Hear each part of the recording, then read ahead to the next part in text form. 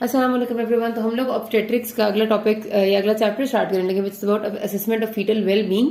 और इस चैप्टर में से ना कुछ ये वाली जो वीडियो मैं आपको बताऊंगी, इसमें सारे वो बातें हैं जो एमसीक्यूज में आती है, क्योंकि इस चैप्टर में जो शुरू में सारी बातें हैं उसमें से कोई भी ऐसी चीज नहीं जो आपके पार्ट ऑफ एसीक्यू हो या फिर जिसमें से कोई बहुत ज्यादा लेंथी चीज हो याद रखने वाली। वो सारी आपके एमसीक्यू के पॉइंट्स हैं, आपके ऑस्पी के क्वेश्चन के पॉइंट्स हैं, and they are very important. ठीक है, वाइवा के पॉइंट्स हैं। तो मैंने उनमें से वो सारे पॉइंट्स इकट्ठे करके ना ये वीडियो बनाई है, जो आपकी उस पूरे चैप्टर को जो सीटीजी से पहले पहले है, ये वाला चैप्टर उस सारे को कवर कर देती है। और उसके बाद अगली वीडियो में हम इंशाल्लाह सीटीजी यानी कार्डियोटोकोग्राफ कर लेंगे, विच इज एक्सट्रीमली इंपॉर्टेंट। वो आपका पूरा एसीक्यू भी आता है और उसमें से बहुत सारे क्वेश्चंस भी आते हैं। ठीक है, तो मैं आपको बता दूंगी ये वाले सारे आपके एमसीक्यू के पॉइंट्स हैं और ये आपने इन ये वाली बातें याद रखनी है। उस बाकी सारे आधे से ज्यादा चैप्टर का निचोड़ है। ठीक है, अच्छा, अब नाम से पता चल रहा है कि हमने इसमें पढ़ना है कि फीटल वेल बीइंग को यानी कि ड्यूरिंग प्रेगनेंसी फीटस को असेस हम जो करते हैं उसमें क्या क्या चीजें हमें देखनी होती है। तो इसमें जो मोटी मोटी बातें उन्होंने बताई हुई है ना, वो ये सबसे इंपॉर्टेंट बात इस पूरे में है कि अल्ट्रासाउंड की क्या अहमियत है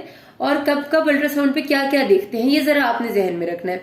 आपको पता है वैसे तो रूटीन विजिट्स जब भी होते हैं जो एक नॉर्मल फीमेल के होते हैं, उस हर विजिट पे अल्ट्रासाउंड किया जाता है। लेकिन एक बात आपने याद रखनी है कि एक जो रिकमेंडेड अल्ट्रासाउंड है ना, जो कि लाजमी होने चाहिए, वो कुछ ही है। बाकी अगर नहीं भी होते, मिस हो जाते हैं, तो उनमें कोई इतना बड़ा मसला नहीं होता। लेकिन कुछ लाजमी वाले हैं, उनमें क्या होता है, सबसे पहले एक होता है आपका डेटिंग स्कैन। ठीक है, डेटिंग स्कैन आपका पहला स्कैन होता है जो कि नॉर्मली कहते हैं कि 12 वीक से पहले पहले या 13 वीक से पहले, जिसका मतलब है कि फर्स्ट ट्राइमेस्टर में हो जाना चाहिए। ठीक है, डेटिंग स्कैन से नाम पता चल रहा है कि इससे हमें डेट्स यानी कि हमने इसमें क्या करना होता है कि देखना होता है कि आइदर फीटस इज, इसमें क्या क्या चीजें देखनी है। ठीक है, सिंगल और मल्टीपल, पहली चीज कि एक सिंगल फीटस है या मल्टीपल है, 2 है, 3 है। ठीक है, सिंगल या मल्टीपल फीटस है। उसके बाद either it corresponds to the gestational age और नॉट, क्योंकि हो सकता है कि आपने जो गेस्टेशनल एज फीमेल के लास्ट मेंस्ट्रुअल पीरियड से कैलकुलेट किया है, फीटस उसके साथ आपको कॉरेस्पॉन्ड करता हुआ ना नजर है। वो कैसे आपको पता चलेगा? जाहिर है आप फीटस का कुछ ना कुछ कोई ना कोई पैरामीटर को मेजर करेंगे तो आपको पता चलेगा ना कि फीटस उतना है या नहीं है जितना होना चाहिए। तो आप फीटस का मेजर करेंगे क्राउन रम्प लेंथ। ठीक है, सीआरएल। क्राउन रम्प लेंथ का मतलब होता है सर से लेकर जो पेल्विस का एरिया उस तक की जो लेंथ होती है वो मेजर करनी होती है, उसको सीआरएल कहते हैं। तो हमेशा जो आपका फर्स्ट ट्राइमेस्टर स्कैन होता है उसमें आप हमेशा फीटस की सीआरएल मेजर करते हैं। ठीक है, और जो चौथी इंपॉर्टेंट चीज आपने देखनी होती है वो होती है हार्ट बीट, कि आइदर हार्ट इज बीटिंग और नॉट अलाइव है या नहीं। ठीक है, तो इसीलिए हम कहते हैं कि डेटिंग स्कैन जब हम हिस्ट्री देते हैं ऑब्स की, तो हम क्या लाइन बोलते हैं, हम कहते हैं dating scan of the female was done in the first trimester and she was reassured of a single alive fetus which corresponds to the gestational age और उसके with a normal liquor volume. इस पूरी line का क्या मकसद होता है? इसका मकसद होता है कि डेटिंग स्कैन किया गया था जिसमें single fetus which was alive, single alive fetus, ये लफ्ज तीनों चीजें बता देते हैं कि हमने देख लिया सिंगल प्रेगनेंसी थी, अलाइव था यानी हार्ट बीट चल रही थी। ठीक है, single alive fetus which corresponds to the gestational age. ठीक है, corresponds to the gestational age किस तरह पता चला? जाहिर हमने सीआरएल मेजर की थी और हमने गेस्टेशनल एज कैलकुलेट की थी, उससे हमें पता चला कि फीटस जो है वो कॉरेस्पॉन्ड करता है। तो ये लाइन आप हिस्ट्री में बोलते हैं और ये बड़ी ही अच्छी लाइन होती है। ठीक है, इसके बाद आपने लाइकर वॉल्यूम भी हर दफा जरूर देखना होता है कि लाइकर वॉल्यूम कितना है। ये हो गया। ठीक है, अब ये हो गया आपका डेटिंग स्कैन। ये कब होता है? फर्स्ट ट्राइमेस्टर में, बिफोर 13 वीक्स इसको होना चाहिए। उसके बाद जो अगला स्कैन इंपॉर्टेंट है वो आपका एनोमली स्कैन है। एनोमली स्कैन, अच्छा ये इसमें एक चीज जो रह गई थी ये डेटिंग स्कैन में, वो है डेवलपिंग प्लेसेंटा। क्योंकि अगर आपके डेवलपिंग प्लेसेंटा की, आप जाहिर है इस वक्त 100% कंफर्म नहीं हो सकते पोजीशन क्या है, वरना तो हमने अल्ट्रासाउंड पे ही पता लगाना होता है। आगे मैं आपको बताऊंगी कि प्लेसेंटा की लोकलाइजेशन किस जगह पे है, और अगर मल्टीपल प्रेगनेंसीज के केस में ये कि प्लेसेंटा सिंगल है या मल्टीपल है ये भी हमने देखने होता है। लेकिन इस वक्त क्योंकि जाहिर है हर चीज 100% डिफाइंड नहीं होती, तो हम 100% तो नहीं कह सकते, लेकिन हम एक अंदाजा जरूर लगाते हैं। तो ये चीजें होती हैं जिन पे हमने कमेंट करना है। ठीक है, तो ये सारी चीजें आपने देखनी है। उसके बाद आ जाता है आपका अगला scan which is anomaly scan. Anomaly scan round about 19 या 20 वीक्स पे किया जाता है, आइडियली 20 वीक्स। उसकी रीजन ही होती है, ये भी आपसे पूछते हैं कि इसके बाद भी करने का फायदा नहीं और इससे पहले भी फायदा नहीं। इससे पहले फायदा इसलिए नहीं कि उस वक्त फीटल पार्ट्स उतने अच्छे नजर नहीं आ रहे होते। अब होता है कि फीटस के तकरीबन मेजर ऑर्गन जितने होते हैं वो सारे फर्स्ट ट्राइमेस्टर में बन जाते हैं। बाद में सिर्फ ग्रोथ होती है। तो क्योंकि उससे पहले फीटल पार्ट्स उतने अच्छे विजिबल नहीं होते, इस वजह से फायदा नहीं होता। और बाद में भी जब 20 वीक्स के बाद आप करते हैं तो साइज इतना बढ़ रहा होता है कि आपको तब भी एनॉमलीज मिस होने का चांस बहुत ज्यादा होता है। तो जो आइडियल टाइम है जिसमें एनॉमलीज के मिस होने का चांस सबसे कम है वो आपका 20 वीक्स है। तो anomaly scan is normally done at 20 weeks, ठीक है। फीमेल से आपने पूछना होता है कि आपका वो बड़े वाला स्कैन हुआ, बड़ी स्क्रीन वाला जिसमें बच्चे के आजाद देखे जाते हैं, ठीक है, ये आपने पूछना होता है। वो उन्हें पता होता है, या तो वो कहते थे बड़ी स्क्रीन वाला होता है या बच्चे के आजाद देखे जाते हैं, उनको अंदाजा हो जाता है, ठीक है। इसमें आपने क्या देखना है, एनॉमलीज के सिंपली ये कि आपने इसमें फीटस को बहुत डिटेल में देखना होता है, डिटेल में इस तरह से कि भाई पता चले कि उसकी हार्ट, उसकी बाकी लिम्स, उसके सारे सिस्टम्स को जो जो नजर आ रहा है, हर चीज को इसमें आप डिटेल में देखते हैं। उसके अलावा जो स्कैन पे आपने नॉर्मल चीजें मेजर करनी है इस एनॉमली स्कैन पे, वो आपकी जो आपने पहले की हैं वो वाली सारी की सारी डेफिनेटली इसमें आ जाती है। यानी कि आपने मजीद देखने जा रहे हैं, आपने सिंगल या मल्टीपल को तो देखने की जरूरत नहीं है। इसमें अब आपने फिर देखना है कि फीटस की गेस्टेशनल एज के हिसाब से ठीक जा रहा है नहीं जा रहा। तो यहां पर आप CRL नहीं करते, ठीक है। 14 वीक्स के बाद CRL की कोई वैल्यू नहीं रहती, ये बातें याद रखनी है आपने। 14 वीक्स तक या 13+6 आपको जब लिखा हुआ मिलेगा ना बुक में, उसका मतलब होता है 13 वीक्स प्लस 6 डेज, यहां तक आपकी CRL चल सकती है। 13 वीक्स तक आइडियल है, 6 डेज मजीद ऊपर हो जाए तो भी चल जाती है। उसके बाद जब 14वां हफ्ता हो जाता है उस वक्त फिर CRL की कोई वैल्यू नहीं रहती। फिर आपने क्या चीज मेजर करनी होती है, हेड सर्कमफ्रेंस। हेड सर्कमफ्रेंस इसमें बड़ा इंपॉर्टेंट होता है, ठीक है। तो अब जो चीज आपकी 14 वीक्स से लेकर 20 वीक्स तक जो चीज आइडियल होती है फीटस की ग्रोथ के लिए, वो आपका हेड सर्कमफ्रेंस है। और इसके बाद जब आप करते हैं ना तो फिर आपकी वो आ जाता है जिसको मैं कहती हूँ कि फीटल वेलबींग के लिए हेड सर्कमफ्रेंस है। फिर आपका साथ इसके आ जाएगा बायपैराइटल डायमीटर, ठीक है। एक तो हेड सर्कमफ्रेंस है, हेड सर्कमफ्रेंस का मतलब है पूरा गोल दायरे का या ओवल जितना भी जो भी इसका सर उसका सब। बायपैराइटल डायमीटर आप मेजर करते हैं, दोनों साइड की जो आपकी इस सर की ये वाली बोन्स होती है ना, पैराइटल बोन्स, इनका ये वाला डायमीटर आपने करना है ऊपर से अगर देखें तो बायपैराइटल डायमीटर उसको कहते हैं। उसके बाद आपकी अगली चीज होती है फीमर लेंथ, जो उसकी लॉन्ग बोन है टांग की, वो फीमर है, फीमर की लेंथ को मेजर करते हैं। तो ये 3 चीजें होती है, ठीक है। ये आपने जरूर देखनी है। उसके साथ आपने लाइकर वॉल्यूम जरूर देखना है, लाइकर वॉल्यूम ठीक है नहीं, ताकि आप ओलिगो और पॉलीहाइड्रोएमनियस को पता चल सके। एंड आखिरी चीज हमेशा की तरह प्लेसेंटेशन कहाँ पे है। अब प्लेसेंटेशन जो है ना आप जो देखते हैं वो भी यहाँ पर 100% अभी भी कंफर्म नहीं होती, क्योंकि अभी मैं आगे इसके बारे में जिक्र करते हैं। ये नॉर्मली स्कैन हो गया। फिर एक स्कैन होता है जिसको कहते हैं स्कैन फॉर फीटल वेलबींग। अब 20 वीक्स के बाद जो भी आप स्कैन करते हैं ना उसको स्कैन फॉर फीटल वेलबींग ही कहते हैं जनरली। और उसमें जो आपने मेजर करनी है चीजें वो यही वाली सारी है, ठीक है, जो मैंने अभी ऊपर आपको बताई है। क्या क्या है, हेड सर्कमफ्रेंस, बायपैराइटल डायमीटर है, फीटल फीमर लेंथ है, लाइकर वॉल्यूम देखेंगे, प्लेसेंटेशन देखेंगे, and of course fetal heart beat, ठीक है। इससे हमें क्या पता चलेगा, हार्ट बीट से फीटस अलाइव है, और बाकी सारी चीजों में पता चलेगा कि क्या वो एज के हिसाब से नॉर्मल चल रहा है या नहीं चल रहा है, ठीक है। तो ये चीजें होगी जो आपने इसकी फीटस की उस टाइम देखनी है। लाइकर वॉल्यूम हमें ओलिगो एंड पॉलीहाइड्रोएमनियस का बताते हैं। फिर होता है ग्रोथ स्कैन। ग्रोथ स्कैन करते हैं आप 28 से 32 वीक्स के दरमियान में, ठीक है। वो 20 वीक्स में था एनॉमली स्कैन। उसके बाद स्कैन फॉर फीटल वेलबींग आप करते हैं जो 20 से 28 वीक्स के दरमियान में होता है, और 28 से 32 के दरमियान ग्रोथ स्कैन करते हैं। ग्रोथ स्कैन में सारी चीजें यही वाली करनी है आपने, स्कैन फॉर फीटल वेलबींग वाली। सिर्फ एक चीज एक्स्ट्रा कर देनी है विच इज एब्डोमिनल सर्कमफ्रेंस, ठीक है। अभी तक यहाँ तक हमने एब्डोमिनल सर्कमफ्रेंस नहीं किया था, इसके बाद आप एब्डोमिनल सर्कमफ्रेंस को भी करेंगे। और यहां से आपको पता चलता है कि अगर एब्डोमिनल सर्कमफ्रेंस बहुत थोड़ा और हेड बहुत बड़ा तो हो सकता है बच्चे को हाइड्रोकेफेलस हो, और उसके ऑपोजिट अगर एब्डोमिनल सर्कमफ्रेंस बड़ा है और हेड छोटा है, हालांकि बच्चे का नॉर्मली ना हेड और एब्डोमेन तकरीबन बराबर होते हैं, ठीक है। तो अगर उसका एब्डोमेन बड़ा है और हेड छोटा है तो इसका मतलब है कि बच्चा हो सकता है इन्फेंट ऑफ डायबिटिक मदर हो, क्योंकि वो बच्चे हो जाते हैं, फूल जाते हैं, मैक्रोसोमिया होता है उनके अंदर, लिपिड डेपोजिशन बहुत ज्यादा होती है तो उनका पेट बढ़ जाता है, ठीक है। तो ये ग्रोथ स्कैन की इंपॉर्टेंस है।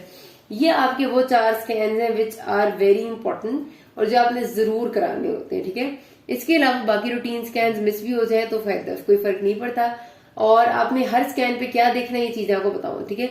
एक बात तो याद रख लेना कि liquor volume, fetal heart beat और प्लेसेंटेशन, ये तो आपने हर दफा ही देखनी होती है। बाकी चीजें थोड़ी सी आगे पीछे, जैसे फर्स्ट स्कैन में थोड़ी सी चीजें डिफरेंट है। एनॉमली में आपका आ जाता है हेड सर्कमफ्रेंस, यहाँ पर आपके कुछ और चीजें ऐड हो जाती हैं, वो बस आप याद रखेंगे। अच्छा, फिर आ जाता है कि हमने कहा कि अल्ट्रासाउंड से हम डिटेक्ट कर सकते हैं मल्टीपल प्रेगनेंसीज भी। यहाँ पर सिर्फ मल्टीपल प्रेगनेंसीज को मैं डिटेल में आपका चैप्टर है पूरा वो पढ़ाऊंगी। यहाँ से मेरी बात याद रखिएगा कि मल्टीपल प्रेगनेंसी जब होती है ना, हमें पता चलता है, मतलब हम पहला डेटिंग स्कैन करते हैं और हम देखते हैं कि फीटस 1 है या 2 है, ठीक है। वहां पर हमें पता चल जाता है। तो हमने देख लिया सपोज फीटस 2 है। अब फीटस 2 है तो उसके बाद हमें देखना है कि आइदर 2 बातें हैं कि वो मोनोकोरियोनिक है या डायकोरियोनिक है, इसका मतलब है कि उनका प्लेसेंटा एक है या दो है, ठीक है, एक ही बात है। फिर वो मोनो एमनियोटिक है, यानी एक ही एमनियोटिक कैविटी में है, या डाई एमनियोटिक है, ठीक है, ये दोनों बातें हो जाती हैं। अगर आपका फीटस डायकोरियोनिक डाई एमनियोटिक है तो ये बेस्ट बात होती है, इसका मतलब है कि दो प्लेसेंटा एंड दो अलग एमनियोटिक कैविटीज, तो ये बिल्कुल सेफ होता है, मतलब दोनों अलग अलग तरह से बनते हैं, दोनों की ब्लड सप्लाई अलग होती है। जो होते हैं ना ज्यादातर जो फीटसेस हो जाते हैं वो होते हैं मोनोकोरियोनिक डाई एमनियोटिक। सबसे अच्छा आउटकम तो पहले वाला इनका जाता है ये वाले में, ठीक है। सेकंड गुड जो होता है वो मोनोकोरियोनिक डाई एमनियोटिक का जाता है, क्योंकि इनका क्या होता है, इनका प्लेसेंटा एक होता है लेकिन एमनियोटिक कैविटीज अभी भी दो है, ठीक है क्या, ये प्लेसेंटा एक रखते हैं। इसके बाद जो तीसरे होते हैं ना, जो मोनोकोरियोनिक मोनो एमनियोटिक होते हैं, जिनमें एमनियोटिक कैविटी भी एक है और कोरियोनिक प्लेसेंटा भी एक है, इनमें सबसे ज्यादा चांस होता है कि इसमें कोई ना कोई एक फीटस की ग्रोथ रह सकती है, या फिर फीटल मॉर्बिडिटी एंड मोर्टेलिटी के चांसेस बढ़ जाते हैं, क्योंकि एक ही फीटल एमनियोटिक कैविटी और एक ही प्लेसेंटा से दोनों को सब कुछ मिलना है, जो कि बहुत बड़ा बोझ हो जाता है उस पर, ठीक है। अब आपको पता कैसे चलता है, बस एक बात इसमें से आपने याद रखनी है कि जब आप फर्स्ट स्कैन करते हैं तब प्लेसेंटा पूरा तो बना नहीं होता, जाहिर है डेवलपिंग प्लेसेंटा होता है। उस डेवलपिंग प्लेसेंटा में अगर आपको ये सपोज प्लेसेंटा बन रहा है और नीचे एक ऐसे पीक नजर आती है प्लेसेंटा से, ठीक है, उसको कहते हैं ट्विन पीक या लेमडा साइन। दो फीटसेस हैं और डेवलपिंग प्लेसेंटा से नीचे आपको ऐसी जबान सी नजर आती है, जैसे जबान निकली हुई होती है, उसको आप कहते हैं ट्विन पीक या लेमडा साइन, ठीक है, ये लेमडा जैसा लगता है ना ऐसे करके, ठीक है। तो उसकी वजह ये होती है कि इससे पता चलता है कि ये प्लेसेंटा दो बनेंगे, यहाँ पर प्लेसेंटा डिवाइड हो जाएगा और यहाँ पर आपकी एक मेम्ब्रेन आएगी, इससे पता चलता है कि ये डायकोरियोनिक है। अगर ये दो हमारे पास बच्चे हों जो दो एमनियोटिक कैविटीज में पड़े हुए हैं लेकिन इस तरह की कोई आपकी जबान नहीं बनी हुई, तो इसका मतलब होता है कि ये सिंगल प्लेसेंटा होगा, मोनोकोरियोनिक प्रेगनेंसी होगी, ठीक है। तो इस तरह आप इनका मोनो और डाई का अंदाजा लगाते हैं फर्स्ट स्कैन पे, बाद में तो पता चल ही जाता है जब पूरा पूरा बन जाए। जब पूरा बन जाता है तो फिर आपको दो प्लेसेंटा नजर भी आ जाते हैं, और उसके अलावा जो दोनों के दरमियान में मेम्ब्रेन होती है बड़ी थिक होती है। जो डायकोरियोनिक प्रेगनेंसीज होती है ना, उनमें दोनों बच्चों के दरमियान में थिक मेम्ब्रेन होती है। क्यों होती है? क्योंकि उसमें प्लेसेंटा भी होता है और उसमें एमनियोटिक कैविटी की भी लेयर होती है।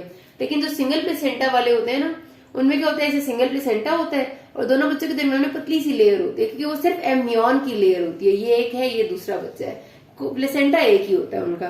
तो ये 3-4 बातें थी, ठीक है, ये एमसीक्यू सारी बातें। फिर आपने क्या करना है कि जाहिर अल्ट्रासाउंड में आप फीटस की बहुत सारी एब्नॉर्मैलिटीज को डायग्नोज कर सकते हैं। ये आपने याद बस इतना रखा करें कि नाम याद रख लें, spina bifida, anencephaly, neural tube defects, gastroschisis, omphalocele, जो कॉमन सी है उनके नाम याद रख लें, क्योंकि बार ना आ जाता है सिंपल आपको ऑस्पी का question, what are the fetal abnormalities which can be easily diagnosed under routine ultrasound scan. तो फिर आपका इस सवाल का जवाब आराम से ना हल हो जाता है, ठीक है। तो ये आपने बस बातें याद रखनी है। एक और चीज थी, याद रखना कि फर्स्ट ट्राइमेस्टर स्कैन में हमेशा आप न्यूक्लियर ट्रांसलूसेंसी जरूर देखते हैं, which tells us about down syndrome. तो इसको आपने कभी नहीं भूलना, ठीक है। जो मैंने बताया था नेक के एरिया में एक थिकनेस सी होती है, उसको न्यूक्लियर ट्रांसलूसेंसी कहते हैं। अगर वो ज्यादा होती है तो वो डाउन सिंड्रोम का खतरा होता है। तो ये भी आप फर्स्ट डेटिंग स्कैन पे देखते हैं। अच्छा, फीटल एब्नॉर्मैलिटीज तो बता दी मैंने कि आपने इसकी डायग्नोसिस करनी होती है किन किन चीजों का, जैसे मैंने नाम भी ले लिए। उसमें आपका स्पाइना बाइफिडा हाइड्रोकेफेलस आ गया, एकॉन्ड्रोप्लेजिया, एब्डोमिनल वॉल डिफेक्ट्स है, गैस्ट्रोसाइसिस है, क्लेफ्ट लिफ्ट पैलेट है, कार्डिक एब्नॉर्मैलिटीज, ये सब आपने देखनी है। इनका नाम याद रखना, कभी कभार पूछ लेते हैं। फिर आ जाता है लोकलाइजेशन ऑफ प्लेसेंटा। जाहिर है, आई टोल्ड यू कि हमने प्लेसेंटा को हर दफा देखना और लोकलाइज करना है। अब कई बार ऐसा होता है ना, प्लेसेंटा की लोकलाइजेशन से मुराद है कि देखना है किस जगह पर बन रहा है। कभी कभार आपको होता है प्लेसेंटा प्रीविया। प्रीविया का मतलब है वो प्लेसेंटा जो सर्वाइकल ऑस के ऊपर बनता है, ठीक है। ये सर्वाइकल, ये आपकी पूरी ये सपोज यूट्रस है और ये सर्वाइकल ऑस वाली जगह, यहाँ प्लेसेंटा डेवलप होता है। अब जाहिर है ये बड़ी ही ग्रेव सी सिचुएशन होती है, क्योंकि अब ये वाली डिलीवरी आपकी नॉर्मल तो हो ही नहीं सकती, क्योंकि अगर फीमेल को लेबर पेन्स आ गई और वो नॉर्मल डिलीवरी शुरू होने लगी तो यहाँ से प्लेसेंटा टूटने लगेगा, और प्लेसेंटा जैसे ही टूटेगा तो मैसिव हेमरेज हो जाता है और मदर की डेथ होना इसमें बहुत कॉमन है। तो इस वजह से प्लेसेंटा प्रीविया को हमने बहुत जल्दी मैनेज करना होता है। हम उससे पहले एडमिट कर लेते हैं और हम उसको लेबर में जाने ही नहीं देते, ठीक है, पहले सिजेरियन कर देते हैं। तो बहरहाल अगर आपने किसी का पहले की सपोज डेटिंग स्कैन किया तो उसमें आपको डेवलपिंग प्लेसेंटा लगा कि शायद प्रीविया हो सकता है, आपने नॉर्मली स्कैन उसका दोबारा जब किया तो आपको लगा कि ये प्रीविया ही है और वो आपको इधर नजर आया, अभी भी आपने लिखना होता है सस्पिशन ऑफ प्लेसेंटा प्रीविया। आप 100% नहीं कहते कि ये प्रीविया है, उसकी रीजन होती है। ये आपका एमसीक्यू का क्वेश्चन है और वाइवा का, ठीक है। उसकी रीजन ये होती है कि आप क्यों नहीं कहते, क्योंकि 20 वीक्स में अभी आपका यूट्रस का लोअर सेगमेंट नहीं बना होता। आपको पता है ना, यूट्रस भी तो ग्रो कर रहा है, जैसे जैसे बच्चा बड़ा हो रहा है यूट्रस भी ग्रो कर रहा है। तो 20 वीक्स पे लोअर सेगमेंट जो यूट्रस का वो भी बना नहीं होता।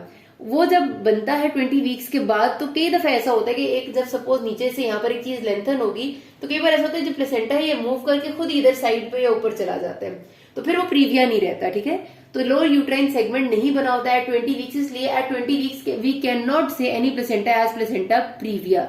आफ्टर 20 वीक्स जब आप स्कैन करते हैं 26 वीक्स 28 वीक्स, तब भी अगर प्लेसेंटा इधर ही है सर्वाइकल ऑस पे, तो we label it as placenta previa, यानी कि placenta in the cervical os, और फिर हम उस प्रेगनेंसी को प्रीविया की तरह मैनेज करते हैं, जो हम आगे पढ़ेंगे। ठीक हो गया? तो ये आपने याद रखना, ये बड़ा इंपॉर्टेंट क्वेश्चन होता है। फिर आखिरी बात आ गई आपकी इसमें amniotic fluid assessment. Amniotic fluid assessment से मुराद है कि हमने देखना होता है कि फ्लूइड कितना है, जैसे मैंने आपको बताया। अब वो किस तरह से हम देखते हैं, जितना भी आपको ओलिगोहाइड्रोएमनियोस या पॉलीहाइड्रोएमनियोस, दोनों जो कंडीशन है ना, वो आपकी अल्ट्रासाउंड पे ही पता चलती हैं। उसके लिए 2 पैरामीटर्स है, ठीक है। ये चैप्टर मैं आपको जब अलग से पढ़ाऊंगी एमनियोटिक फ्लूइड वाला, तो भी इसका जिक्र करेंगे, लेकिन अभी आपने 2 बातें याद रखनी। जब आप अल्ट्रासाउंड करते हैं ना, तो जाहिर है एक आपको फीटस नजर आएगा और उसके आसपास आपको एक केविटी नजर आएगी। वो केविटी में जो फोगा पड़ा वो एमनियोटिक फ्लूइड होगा। तो एक होता है कि आपने देखना होता है कि आप इस पोजीशन पे मतलब अल्ट्रासाउंड प्रोब को घुमाते हैं कि आपको ऐसी पोजीशन नजर आए बच्चे की जहां पर आपको एक मैक्सिमम पॉकेट नजर आए। पॉकेट्स कहते हैं हम। मैक्सिमम पॉकेट का मतलब सपोज आपका ये पूरा का पूरा आपको व्यू नजर आ रहा है, उसमें आपको नजर आ रहा है कि बच्चा यहाँ पर पड़ा हुआ है, तो बच्चा यहाँ पर है, ठीक है। तो आप देखेंगे कि ये इस वक्त आपको नजर आ रही है मैक्सिमम वर्टिकल पूल वाली पॉकेट। तो मैक्सिमम वर्टिकल पूल वाली जो पॉकेट, आप इसकी लेंथ को मेजर करते हैं, और ये लेंथ एक हद तक होनी चाहिए। अगर उससे ज्यादा होती है तो जाहिर है आपका पॉलीहाइड्रोएमनियोस हो जाता है, और अगर कम होती है तो ओलिगोहाइड्रोएमनियोस हो जाता है। अगर अभी देखेंगे ये गेस्टेशनल एज के हिसाब से ना वेरी करती है, क्योंकि जाहिर है पूरी गेस्टेशनल एज में एक जैसी तो नहीं होगी, लेकिन स्टिल एक जनरल जो बात है कि अगर 2 से कम हो, 2 सेंटीमीटर से कम ये पॉकेट हो, तो हम उसे ओलिगो कहते हैं, और अगर 8 सेंटीमीटर से ज्यादा हो ये पॉकेट, तो उसको हम पोली कहते हैं, ठीक है।